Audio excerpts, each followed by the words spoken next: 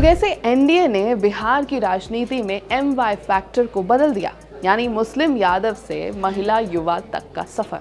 बिहार की राजनीति की कहानी हमेशा से कास्ट इक्वेशंस, सोशल कोलिशंस और बड़े पॉलिटिकल नैरेटिव्स के इर्द गिर्द घूमती रही है। और इन्हीं नैरेटिव्स में एक सबसे ज्यादा ताकतवर था एमवाई फैक्टर, यानी मुस्लिम यादव। ये वही सोशल अलायंस था जिसने लालू प्रसाद यादव के दौर से लेकर लंबे समय तक बिहार की चुनावी हवा का रुख तय किया। लेकिन 2025 की बिहार चुनाव की कहानी कुछ और ही कह रही है, क्योंकि ये वही साल है जब पॉलिटिकल एनालिस्ट, जर्नलिस्ट और खुद ग्राउंड पर मौजूद वोटर्स ने एक बात साफ नोट की। बिहार का एमवाई फैक्टर अब बदल चुका है। अब इसका मतलब मुस्लिम यादव नहीं बल्कि महिला युवा हो गया है।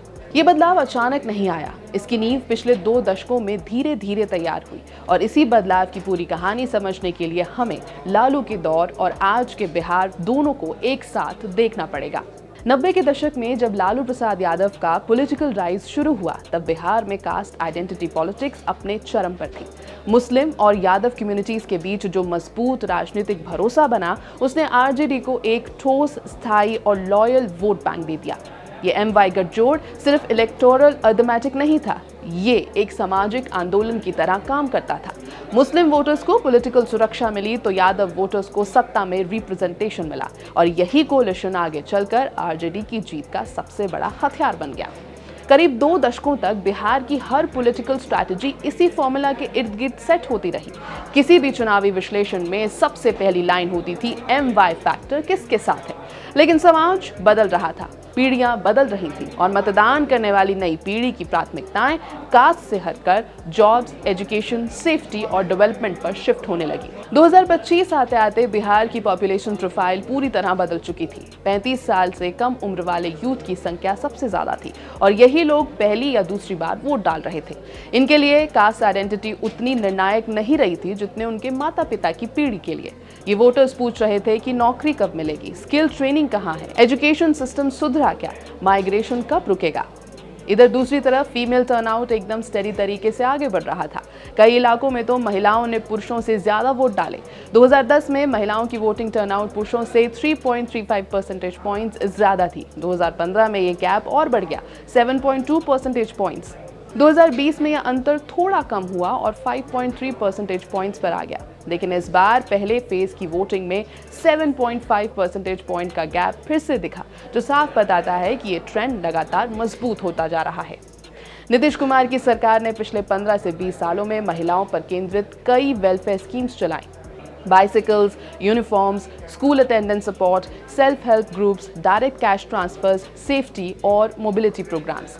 इन स्कीम्स ने सरकार और महिलाओं के बीच एक सीधा रिश्ता बना दिया। महिलाओं की एक नई पॉलिटिकल पहचान बन रही थी कि वो सिर्फ घर तक सीमित वोटर ब्लॉक नहीं है, वो बिहार की चुनावी दिशा तय कर सकती हैं।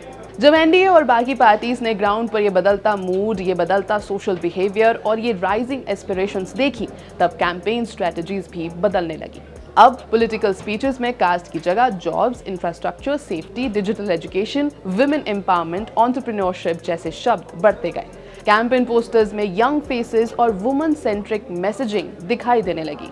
स्लोली एंड स्टेडली एनालिस्ट ने नोट किया कि बिहार पॉलिटिक्स का नया एमवाई यानी महिला युवा अलायंस उभर रहा है।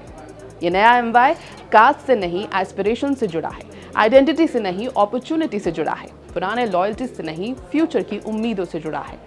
महिला और युवा दोनों एक कॉमन डिमांड करते हैं, डेवलपमेंट, सेफ्टी, ग्रोथ, एम्प्लॉयमेंट और डिग्निटी, और ये दोनों मिलकर एक बहुत बड़ा इलेक्टोरल ब्लॉक बनाते हैं। एनडीए और बाकी पार्टीज की स्ट्रैटेजीज में ये साफ दिखा कि बिहार अब सिर्फ कास्ट इक्वेशंस पर नहीं चलता।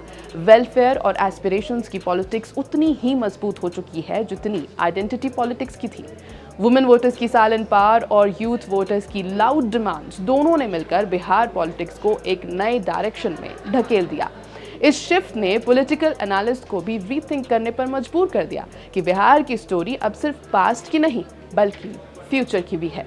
लालू यादव के दौर में मुस्लिम यादव ने पॉलिटिकल लैंडस्केप को शेप किया। 2025 के बिहार में महिला युवा एक नया पॉलिटिकल एक्सेस बन चुका है। ये ट्रांसफॉर्मेशन दिखाता है कि बिहार की सोशल फैब्रिक बदल रही है, वोटरों की प्राथमिकताएं बदल रही हैं और पॉलिटिकल पार्टीज की स्ट्रैटेजीज भी बदलनी पड़ी। ओल्ड MY ने आइडेंटिटी की पॉलिटिक्स को डिफाइन किया था, तो न्यू MY ने महिला युवा एस्पिरेशंस की पॉलिटिक्स को डिफाइन कर दिया है। और शायद आने वाले कई सालों तक बिहार की पॉलिटिक्स इसी नए MY के इर्द गिर्द घूमने वाली है। यह है ABP लाइव, मेरा नाम है श्वेता शर्मा।